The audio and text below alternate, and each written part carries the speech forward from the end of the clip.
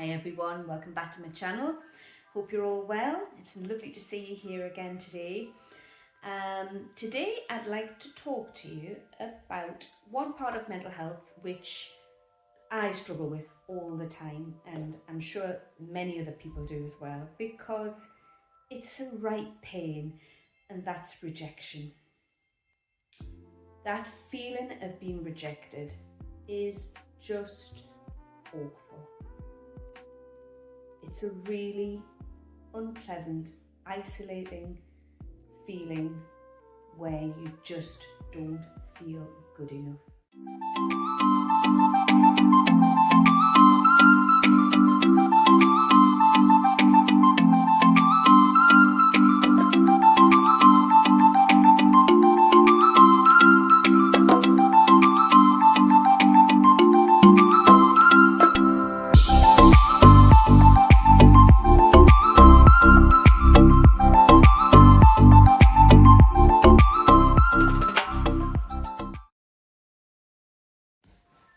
So let's get into some real talk here. Yes, we're all here for a good time and a pocket full of joy and all of the wonderful things that life offers. But come on, it's not about toxic positivity. It's about the reality of the difficult things that happen to you in life and how we cope with it and finding the joy along the way. So yeah, let's go in there. Let's get into it. Maybe give you a little bit of background about me. Some of you will already know that I was diagnosed with cancer back in February this year, and I had to have a tumour removed from my kidney. I had to have an operation. I didn't have any follow-up treatment, no chemotherapy, anything like that, so I was very lucky. But then I've been sort of left to get on with life, and I have some follow-up checkup scans which are due sometime in maybe within the next 6-8 weeks, something like that. And yeah, I'm going to have a whole new different topic about the anxiety with follow-ups and scans and stuff like that. We'll talk about that in detail in another video, but I just want to talk to you about rejection in this video, because for me it's huge, and I know that other people feel the same, regardless of whether you've had cancer to deal with or whatever your circumstances. Everybody gets rejected with something, and everybody has that painful feeling right here, you can't see, but right here in your gut, in your chest, of you feel not good enough, and it's a physical pain, and it's really awful. Anyway, so if I'm to go back into my story, I had the cancer diagnosis. I had the cancer removed. I was left to get on with life. Great, go live your life, Kirsty, woohoo, whoop-de-doo.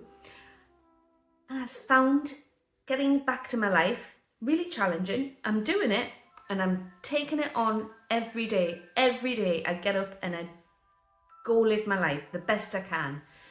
However, because I don't know why, I think it's because people like to ask how you are, and I'm fine. I am fine.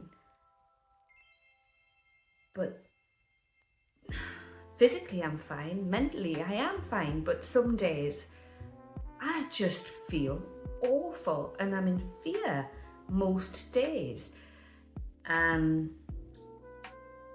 So because of that, I have gradually started to withdraw from some of my friendships, and it's not because I don't want to be around people or be with friends.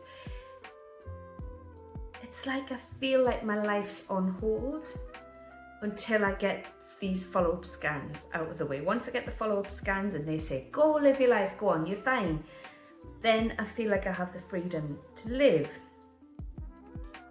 But part of my challenge is getting out there and integrating with people, because I don't know why.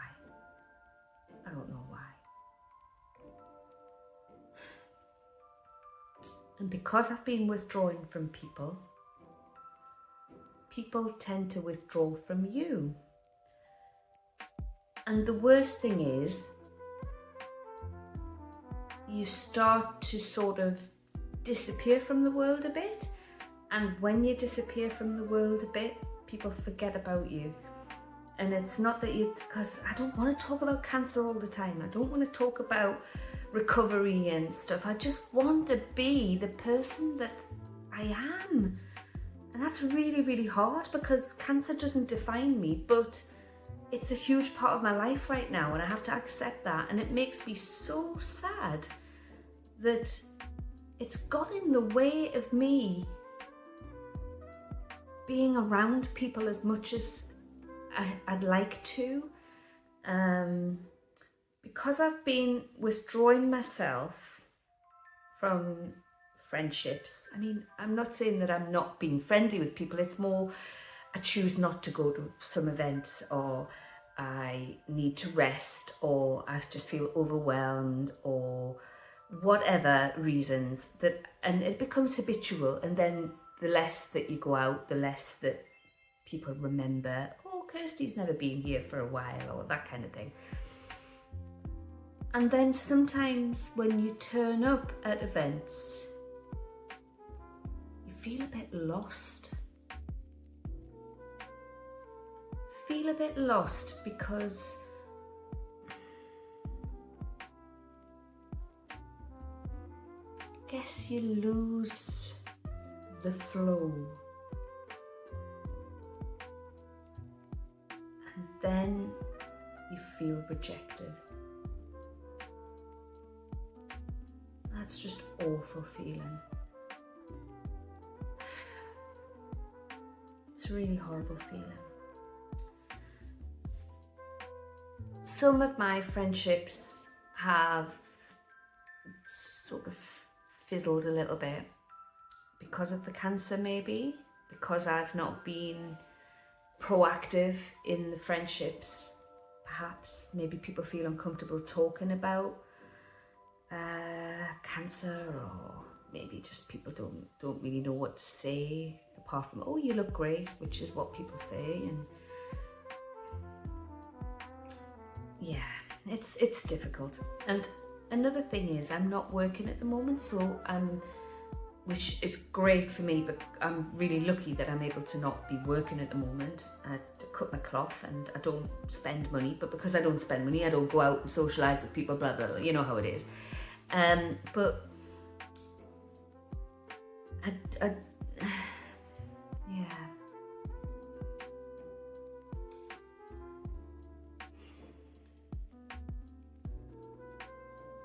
It's really difficult when you start to put yourself back out there, and it's almost like starting at base level. It's like you're starting at the beginning again. I feel like some of my friendships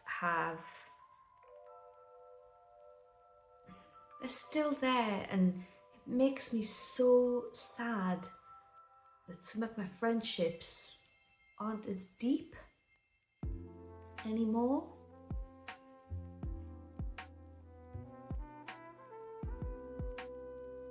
And that feels like rejection. Rejection's hard.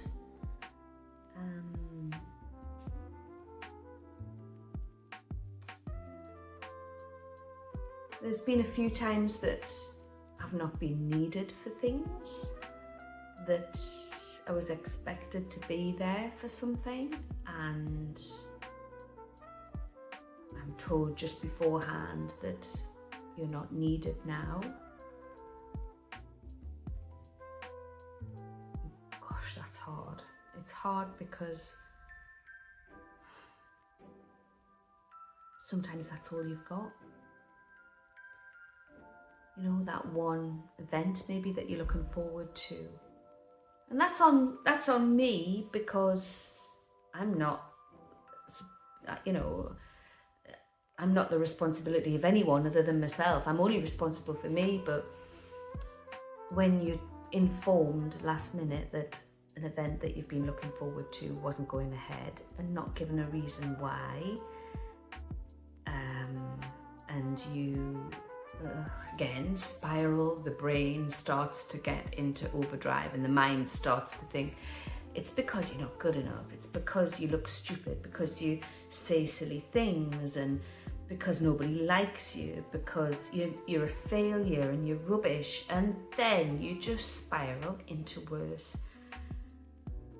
Oh, and it's so hard. And I just want to have this chat with you now, just to say that I'm feeling this way right now, and maybe you are as well. Rejection's part of life. You get turned down, and it's usually, they say, you know, a door closes, another one opens kind of thing. And there's usually the path that's there for you, which is the right path, is round the corner, and don't rush things, don't force things, all that kind of thing. It still doesn't take the pain away, does it?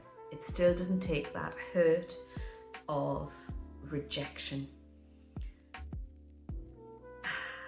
And I'm really going to work hard on this and try and support myself to not cling on to the negativity of rejection. Rejection is part of life, and I hope I can help some of you people out there too who are feeling the same way. When you cling on to the concept of rejection, it becomes something that you own, you claim it, and you believe you're being rejected in every aspect of your life. I know I'm not rejected with my husband. I know I'm not rejected with my daughter. I know that the people who love me don't reject me. They take me whoever I am. But it's like we all want that validation, don't we? We all want to be wanted and needed and liked. And so I've got a plan. I'm going to spend the next couple of days putting some little tools into practice, trying them out, see how I get on, and then I'll share it with you. And let's catch up in a couple of days and we'll have another chat about it.